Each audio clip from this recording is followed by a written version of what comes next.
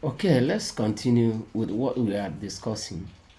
That has to do with the provision of constitution to the Jewish nation by the God who delivered them from their bondage. In my last video, I took time to tell us that the state of the Jewish nation when they had their independence was so exciting because what they passed through when they were slaves in the land of Egypt was terrible. And I promised us that in next video I will show us from the scripture the narrative of their experience, and that is what I want to do now. Permit me to read for you Exodus chapter number 1 from verse number 6 down to 24.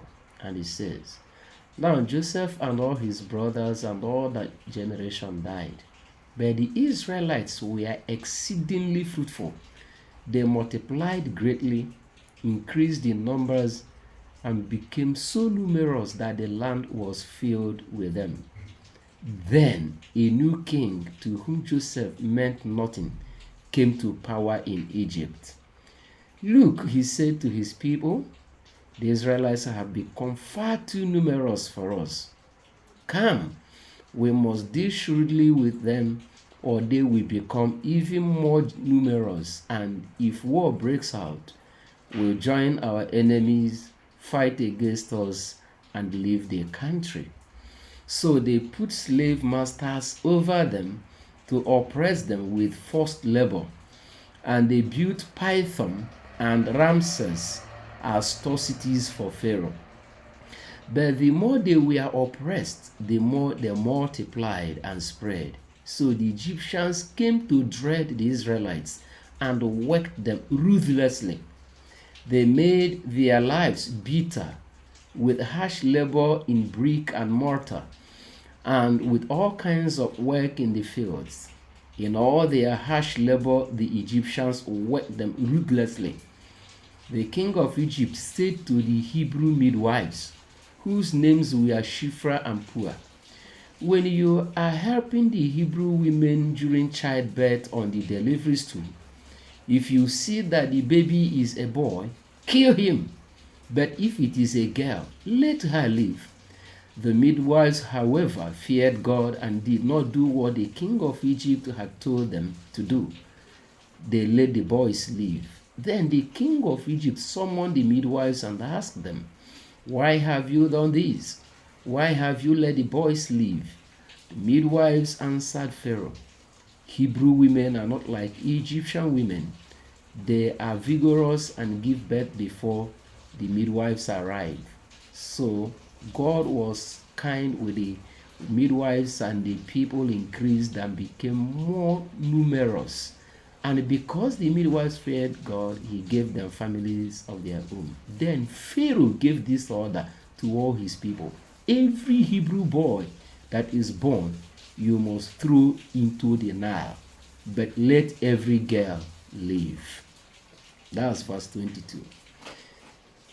Looking at this development, we saw that it is very precarious. When your fellow human being is oppressing you, you can easily invite police to come and arrest him or her. And you go to police station, and the law will have its course. Peace will be maintained. But when someone that you cannot fight is oppressing you, like government, it will take another G, that is God, to deliver you.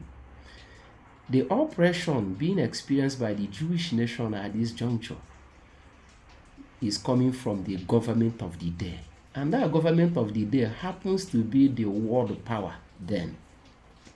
So, who will they appeal to? Sometimes today, when someone's right is maybe infringed upon to a certain extent, you will say, "I will go to International Court of Justice," and all that. sometimes from some nations, when they are being oppressed by another nation, they will start looking up to the current world power. But in those days, Egypt was the world power, and the children of Israel were slaves, and they started oppressing them. Look at the evil government policies. Number one, in order to stop their multiplication in reproduction, instruction was given that any woman that conceived and carried the baby for 9 months and is having the joy of carrying the baby, immediately the baby is delivered, that baby should be destroyed instantly by killing that baby.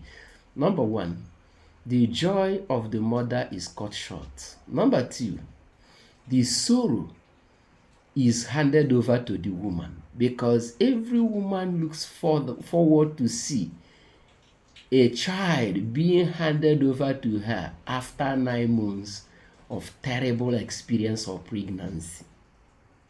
But the government said, as for Israelites, as for Jewish nation, any woman that conceived, immediately she gave birth, that child should be killed instantly. That is to say, the entire nation of Israel are being oppressed and nowhere to take their appeal to. This very policy is what I just wanted to mention now. In my next video, we will look at the ruthless treatment being given to them. Remember, we are looking at what qualifies God to give them that instruction. Don't have any other God except me, when he was handing constitution over to them. I remain Pastor Elisha, the rising voice in Africa and the reformer with a difference.